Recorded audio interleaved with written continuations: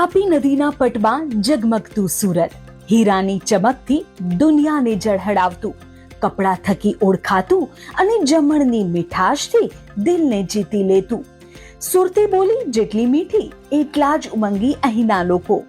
ઇતિહાસની ધરોહર અને આધુનિકતાની ગતિ સાથે સુરત બન્યું છે પરંપરા અને પ્રગતિનું પ્રતીક.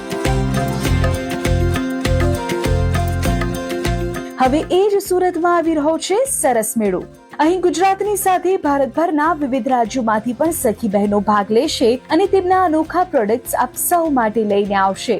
આ પ્રકારના મેળાનો મૂળ ઉદ્દેશ્ય છે સ્વદેશી સે શક્તિ, સ્વદેશી સે પ્રગતિ. તો આવો છો ને સુરત સરસ મેળામાં.